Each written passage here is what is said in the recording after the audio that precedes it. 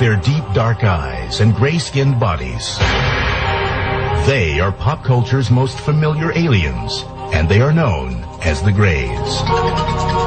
But what do we know about these presumed extraterrestrials?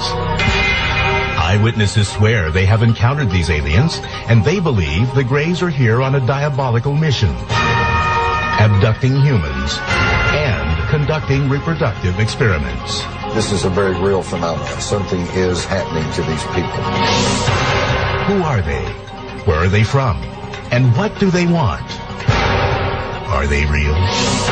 It's good to have an open mind, but not so open that your brains fall out. Next on UFO Files, the mystery of the Greys' agenda.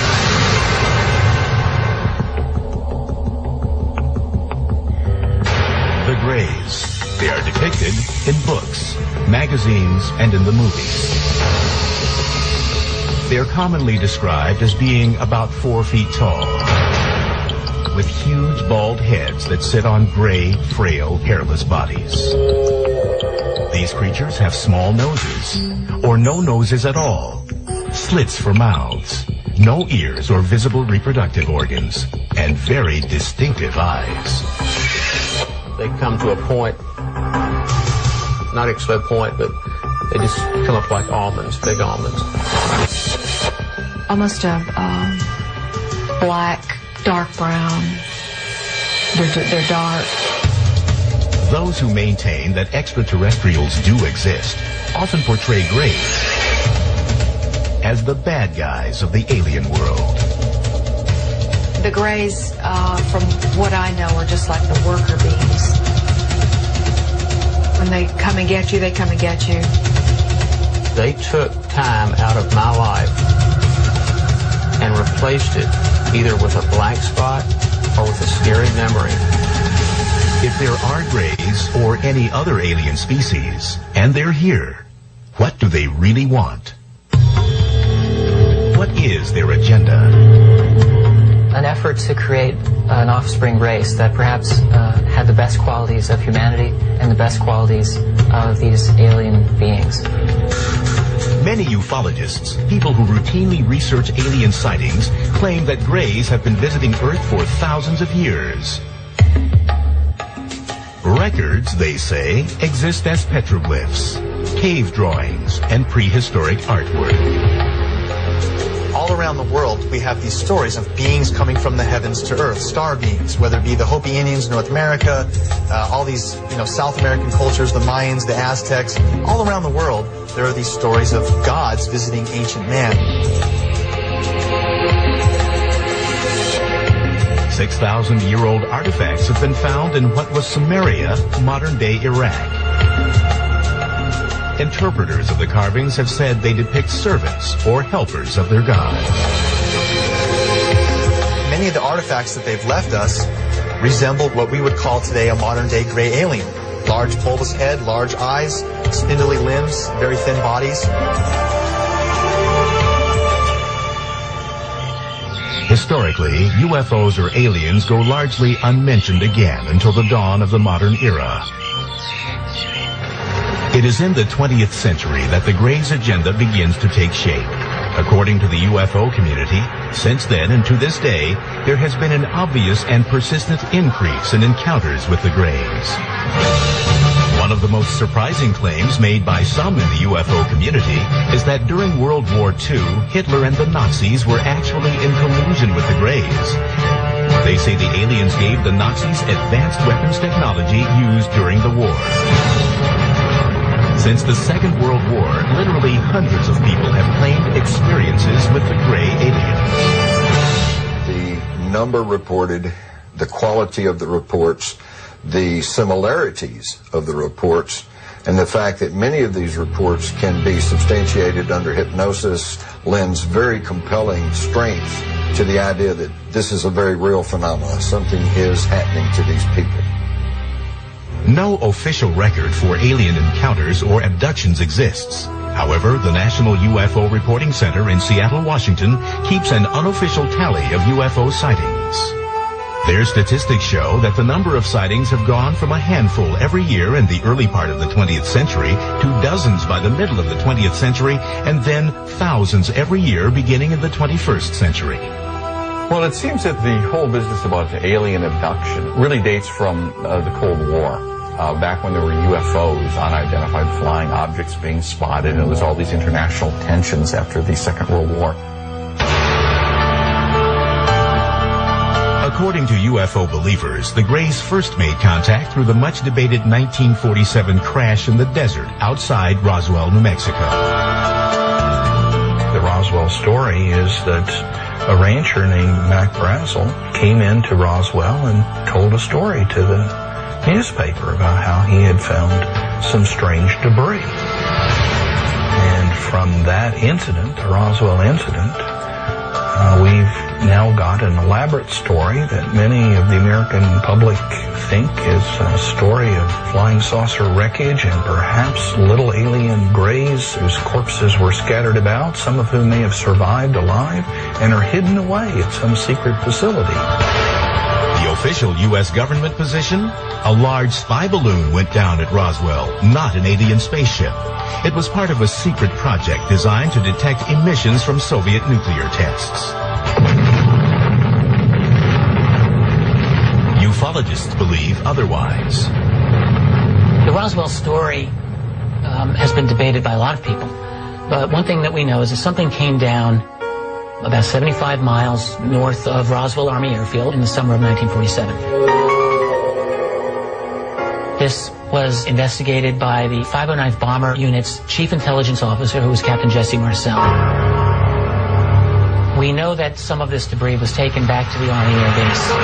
We know that Marcel and the Army Air Base commander, Colonel Blanchard, thought that this was material from a flying disc. And we know that they thought this because a press release went out immediately announcing that the U.S. Army recovered one of the infamous flying discs. That was in the news at that time. In the years since the Roswell incident, advocates argue that all contact between the Greys and the government have been kept top secret, despite repeated official government denials that a UFO crashed in the New Mexico desert. The stories won't die. There are now more than 400 individuals on the public record who said, I was there, I picked up pieces, I saw pieces of wreckage, I saw the craft, I saw the bodies. So Roswell is simply a question of belief, who you choose to believe.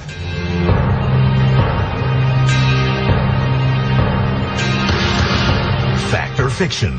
UFO sightings increased dramatically after the Roswell incident.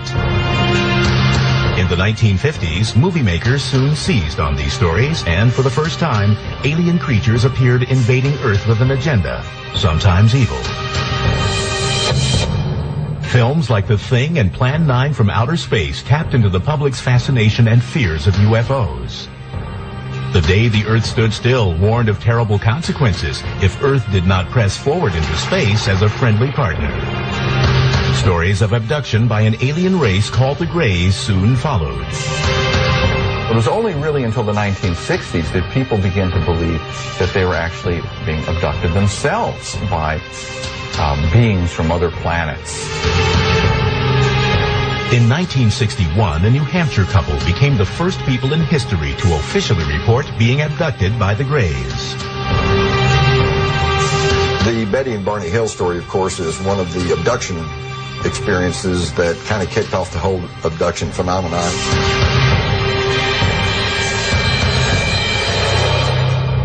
When we come back, Betty Hill, in her last on-camera interview, recounts what the Greys did to her and her husband. I didn't know where they were from, but I knew they were not from this planet.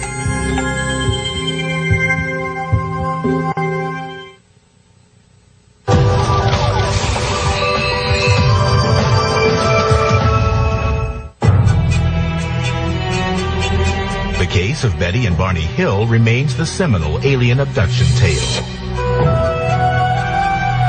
It stands as the first ever recorded encounter with the Greys, the most popularly noted alien species said to visit the Earth. It allegedly occurred near Portsmouth, New Hampshire on September 19, 1961. To this day, skeptics cannot dispute every detail of the story. Believers see the Hills incident as the defining moment in gray history, when the nation and the world awoke to the troubling phenomenon of alien abduction.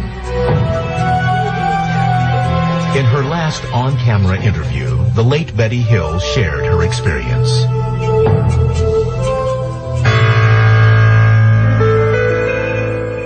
My husband Barney and I are returning from Montreal, Canada.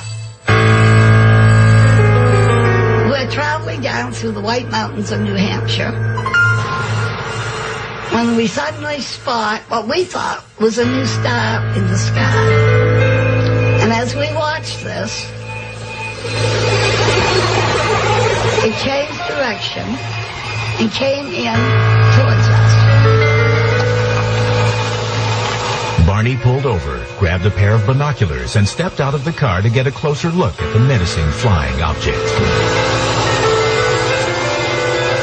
Betty Hill's niece, Kathy Martin, was a teenager when this incident occurred. At that time, through the binoculars, he saw the leader, what he called the leader, and crew members. There were people looking down at him. And as he's watching, it began to descend.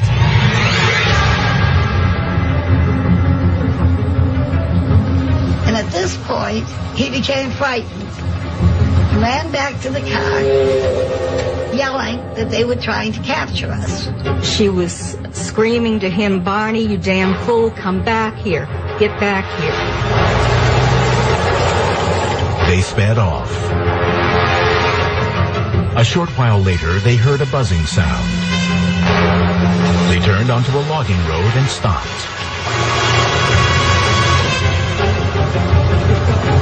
There was a roadblock, and there were people in the road. The people approached the car, and they realized at that point that they were not human, that they were the people that Barney had seen in the UFO. This is where their memory lapsed. The next thing they fully consciously remembered was they were driving down the highway again, and they proceeded home. When the Hills noticed the time, they realized that about 2 hours had elapsed that neither of them could account for. That was just the beginning of a mystery that would soon unravel. For nearly 2 years after their experience, the Hills had troubling nightmares. They went to several medical specialists and eventually were referred to Dr. Benjamin Simon, a highly respected Boston psychiatrist and neurologist with an extensive background in hypnotic therapy. Dr. Simon told us these UFO people had caused us to have amnesia. And Dr. Simon removed the amnesia so that we could remember clearly all that had happened. They took us on board the craft, their craft, and we were taken into separate rooms. They were very human looking. They had 2 arms, 2 legs. The only difference basically were their facial features. The noses were very, very small. Almost no nose. Small lips, small nose. They examined my eyes, ears, nose, throat, skin, hair, and all. And then I was put on a table where they scraped my skin in an attempt to find out if our skin was alike or different. Hill says an alien conducted sexual experiments on them. They took semen from Barney. Betty may have had eggs extracted. He tried to insert a needle-like instrument in my navel, which caused pain, so he stopped doing it. And I was grateful for that. Years later, Betty Hill produced the first alleged eyewitness depiction of the Greys since ancient drawings and carvings. They portrayed the alien leader, who showed her a tantalizing clue to indicate where they came from.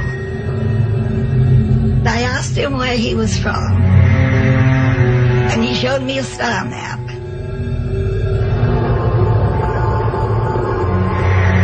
In a hypnotherapy session, a few years after her encounter, Betty drew a map of an alien star system. At the time, experts could not identify it.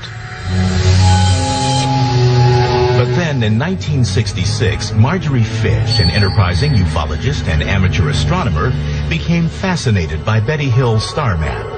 Fish spent the next 7 years examining the map and constructing models, trying to match it to a known star system. It was only later, when a new star was discovered,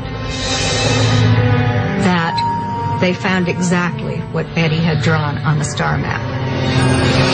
In 1973, after reviewing 23 star models, Marjorie Fish claimed to have found a fit. She declared that Betty Hill had drawn a star system some 40 light years from Earth, Zeta Reticuli. At the California Institute of Technology, Dr. Charles Beichman, one of the world's foremost astronomers, examined Zeta Reticuli. We have no way to possibly travel that far. We don't know of any way for any solid vehicle to go that sort of a distance. But relatively speaking, within the scale of the galaxy, it's a very nearby star. In a conventional Earth-based space shuttle, it would take nearly 1.5 million years to reach Zeta Reticuli. In addition to his duties with the California Institute of Technology and the Jet Propulsion Lab, Dr. Beichman is a leading member of NASA's Origins program. Their mission is to probe space for signs of life. He concedes that life is possible in the universe, maybe even on Zeta Reticuli. Here we're looking at the two stars in the Zeta Reticulum system, about 40 light years away. The binary stars could well have planets around stars like this. The system is old enough that, in fact, you could have a stable life having evolved on any habitable planets in those systems. Again, prospects good. What do we know today? Nothing. With just tantalizing evidence, but no definitive proof that the Greys actually come from Zeta Reticuli, Betty Hill's case continues to be hotly debated. However, skeptics and believers can agree that since that night in September 1961, hundreds of alien abductions have been reported. Just as a disease is contagious, so can an idea be contagious and spread from person to person. Did Betty Hill really meet aliens from Zeta Reticuli? Did they conduct reproductive experiments as part of an evil agenda? Are the people claiming to have been abducted reporting the truth? They're dreaming with their eyes open.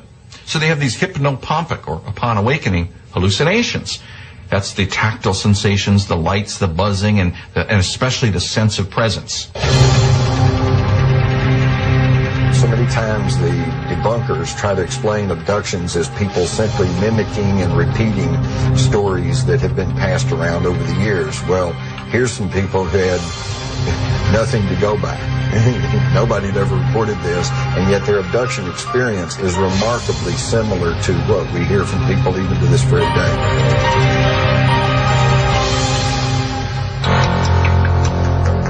When UFO Files returns, charges that the U.S. government is conspiring to keep the true nature of the Greys' agenda from the public.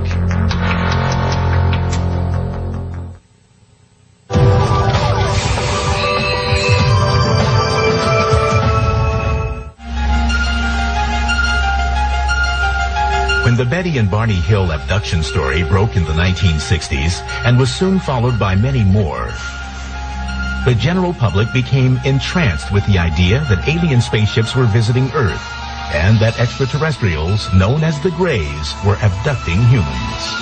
But in 1969, the U.S. Air Force dismissed the accounts in an investigation codenamed Project Blue Book.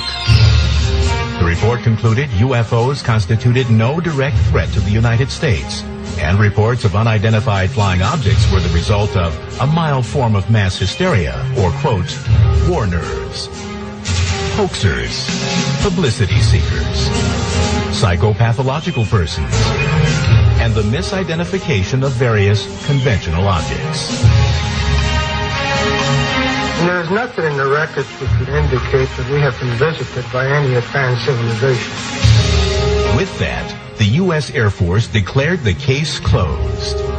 However, ufologists were not swayed by Project Blue Book then, and many still believe that the U.S. government has been involved in a cover-up of cosmic proportions since the Roswell case. It really has to be said that Blue Book was nothing more than a PR effort by the Air Force to explain away UFO phenomenon. I think early on, in the 40s and 50s, when they began to learn, they meaning the government, that UFOs, extraterrestrials, were probably a reality, I think it scared them to death because, number one, they feared public panic, disruption of the social systems, religious systems, and they were loath to admit that they could not control the skies over the nation.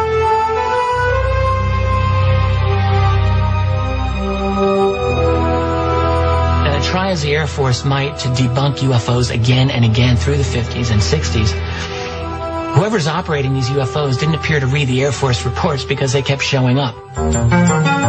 Ufologists argue that Project Blue Book cannot account for a large number of cases. Out of 12,618 UFO reports, 701 remain unsolved. One of the most intriguing unsolved cases took place at Holloman Air Force Base, New Mexico in 1964. According to the story, an alien spaceship landed at the base. Several Greys emerged and were greeted by U.S. military personnel. It later became the basis for the famous closing sequence in Steven Spielberg's Close Encounters of the Third Kind. This is absolutely, something we cannot confirm. However, it has to be said that a rumor of this came out immediately. An airman at Holloman Air Force Base who went into the town and started talking about this. And according to the accounts, he was highly distressed, very upset, didn't know what to do, and he was not seen again. 1984, two mysterious film canisters appeared, which would help perpetuate the claims of conspiracy theorists. Jamie Chandray in 1984 received this package in the mail, which was undeveloped film.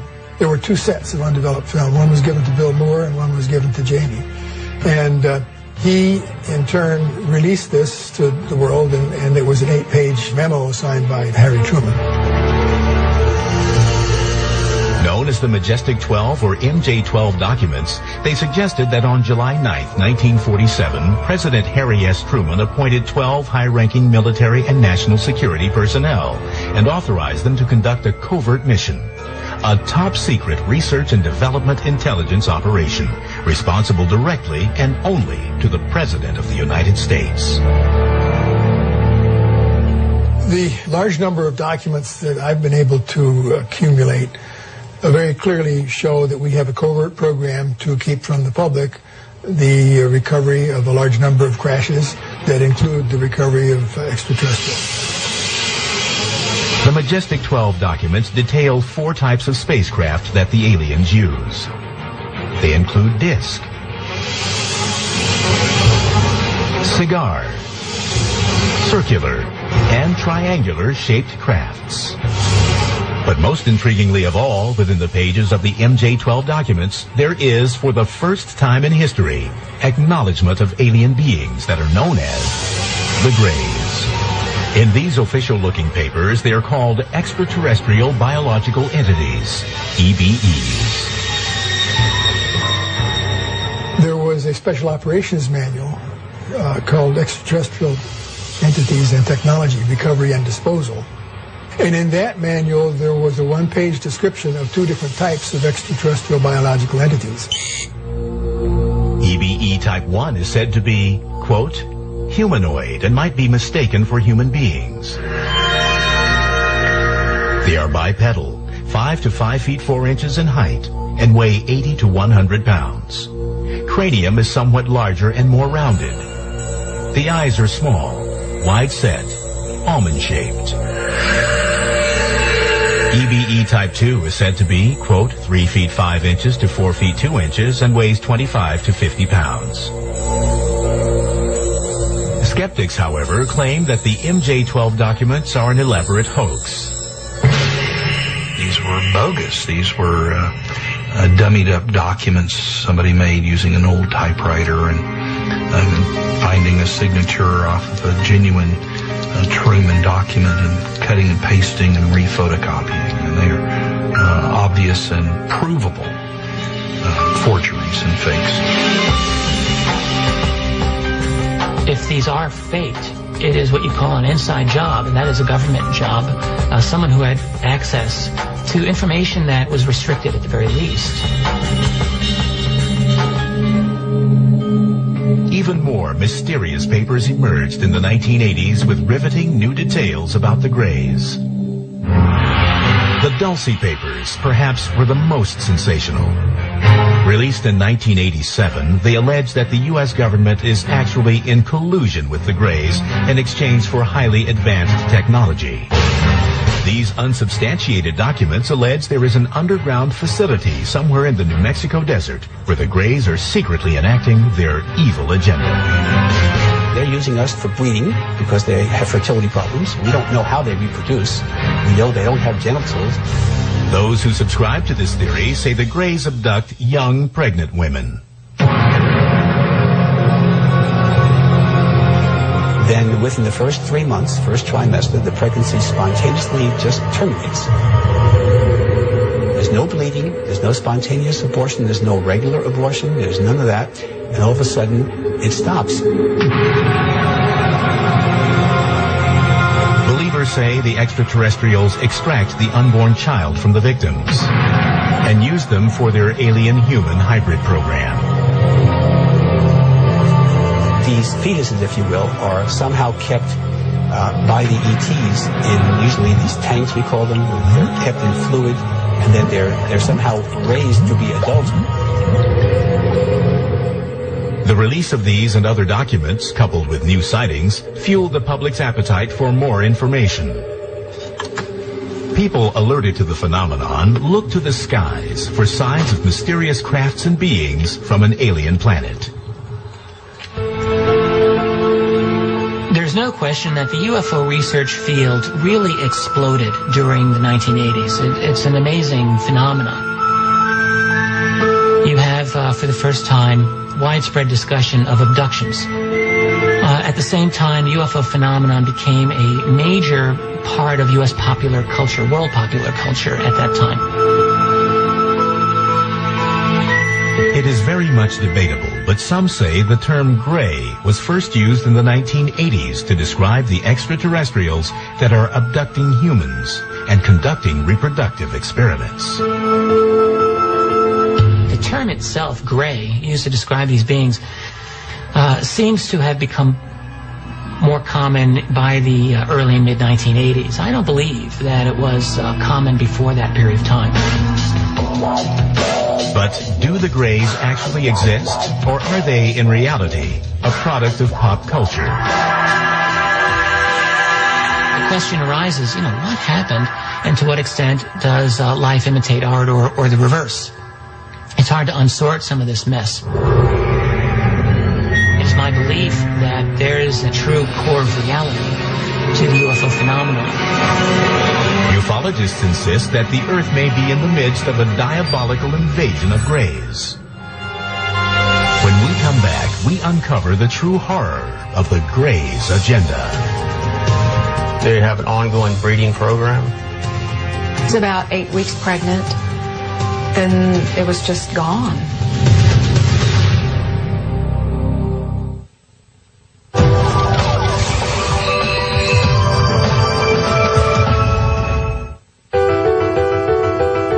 As the 21st century unfolds, the numbers of alleged gray alien abductions, according to members of the UFO community, are rising. There is no way to verify these numbers, but one unofficial poll conducted by the Roper organization puts the number of alien abductions at 4 million. I think that the problem a lot of people have with the Greys in general is that they don't believe in UFOs to start with, so therefore they're not going to believe in something like abductions. But if you were to acknowledge the reality of UFOs as something non-human, suddenly the reality of something like Greys is not all that outrageous, it seems to me. Eyewitnesses who swear they have encountered Greys are the primary source for all the information about these extraterrestrials. They report some commonalities that may reveal the true nature of the aliens' agenda. There's always a light that comes from nowhere. It's either like an amber or a blue. Then the frightened abductees report being surrounded and paralyzed by the alien creatures. They're not just making you immobile. They put you almost in like a comatose state.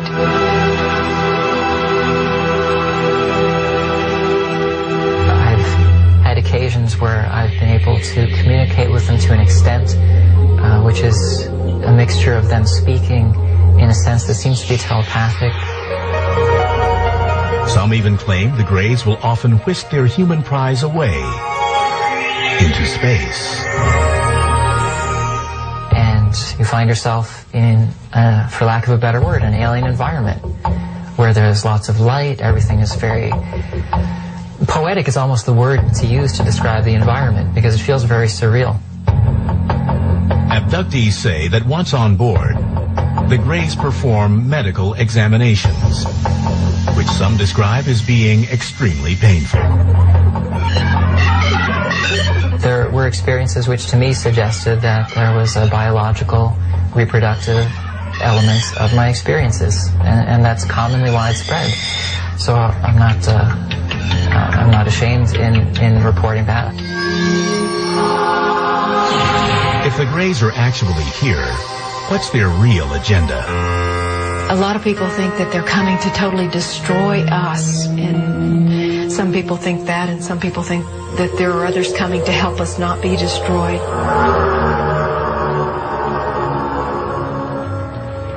Hypnotherapist and self-proclaimed alien hunter Daryl Sims has been studying the abduction phenomenon for more than 30 years and believes he has uncovered the Greys' true mission. He specializes in recovering repressed traumatic memories from people who claim to have been abducted by aliens. One of the things you would do in the beginning with these people is to relax them completely, and the tone of my voice changes totally. Just focus on the sound of my voice. You'll find the sound of my voice causing your eyes to get heavier.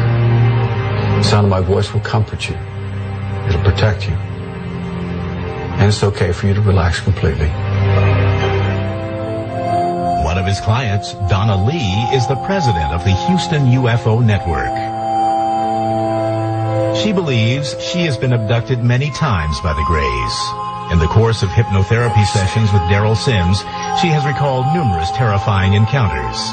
She even believes the Greys took her unborn child. I never had anything involved that would have been a miscarriage. I was about 8 weeks pregnant. Then it was just gone. I mean, I did not have the bleeding that's involved. Nothing.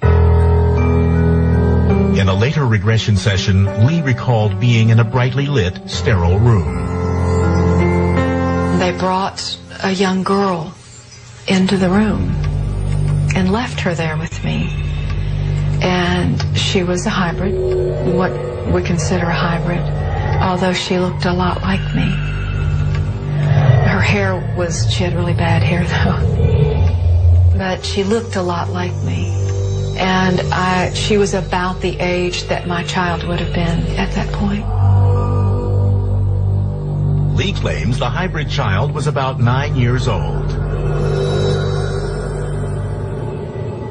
She sat there. I had that realization in that moment when they left me there with her, and she looked at me that I know you. And it was this very sad, almost overwhelming sadness. For a while, I would still recall that longing for that again. To many experts, accounts of alien abductions are merely a product of an overactive mind. They say under hypnosis, subjects are open to suggestions.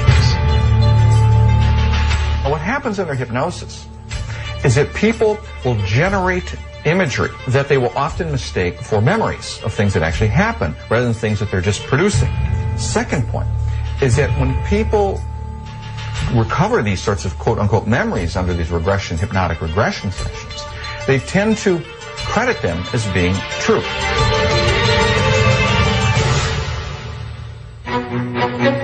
When we return, the results of a Harvard University study conducted by a team of psychologists surprises skeptics, angers believers, and sparks a controversial debate.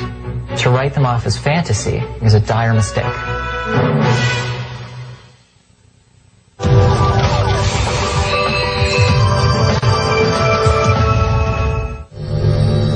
Are the earnest memories of abductees real or imagined? They come in without permission. They touch your body. They take your children. You want to scream, but I mean, my mouth is open and nothing has come out. It's paralysis, but walking paralysis.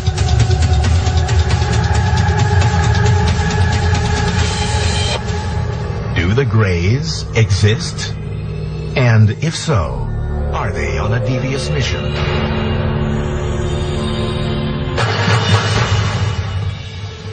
In 2003, a team of psychologists from Harvard University believe they found the answer.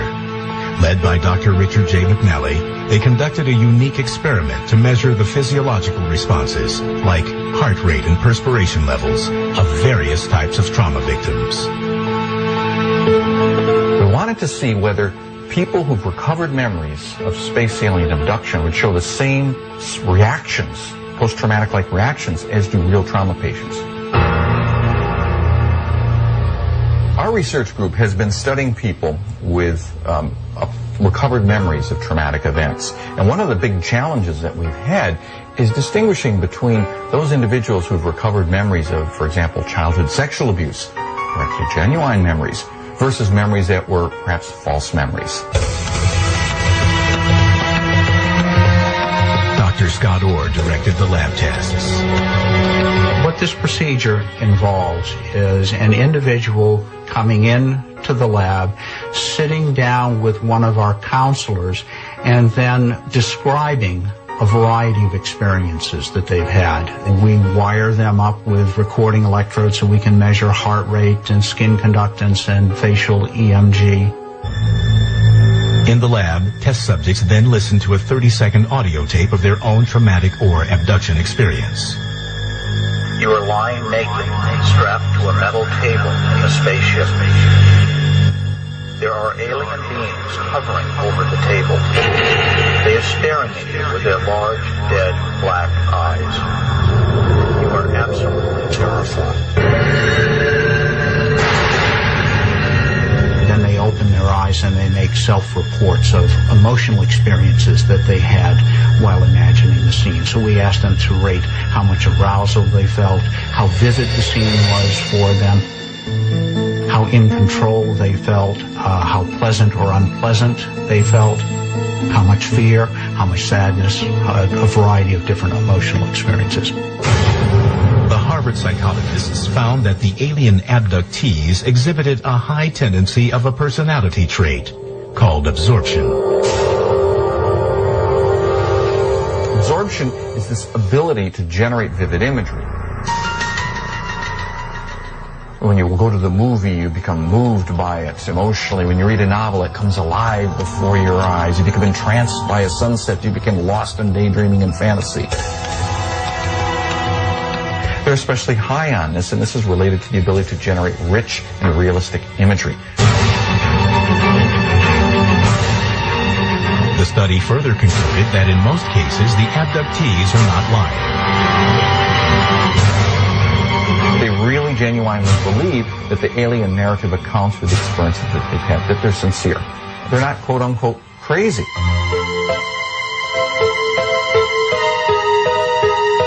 Now, these particular events are sleep paralysis episodes.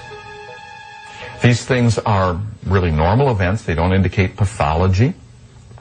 But what happens during rapid eye movement sleep, REM sleep, the stage of sleep when we do most of our dreaming, we're entirely paralyzed. When you combine all of these things together, you have yourself a space alien abductee. However, a former McNally test subject believes the Harvard study is fatally flawed. It might be that alien encounters do involve an altered state of consciousness, but to write them off as fantasy, I think, is a dire mistake, and that's where he goes wrong. I myself have had sleep paralysis. I know that the sensations are superficially similar to that of alien contact.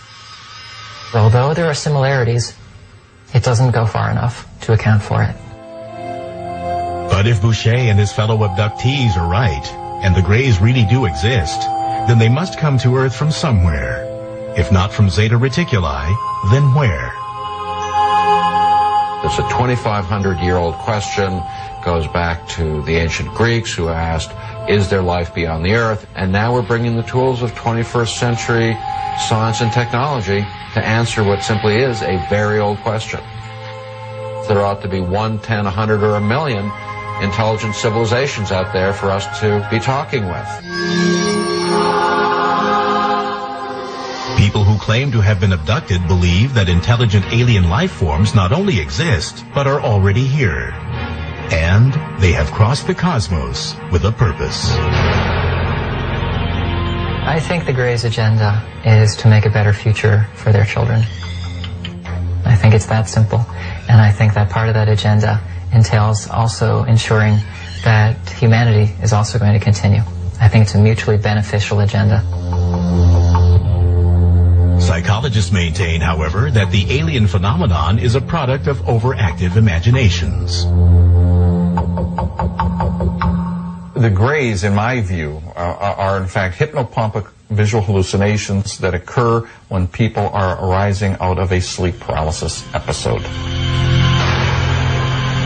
And their purpose for coming to Earth? They don't have one. They're hallucinations. It's good to have an open mind, but not so open that your brains fall out. Is the Greys' agenda real or imagined? Alien abduction, fact or fiction? It's still a mystery, just like most abductions. They're never going to tell you why they're here, or who they are, or why they do what they do. Is it possible that ETs exist? I think they're here, and they've been here for a long time.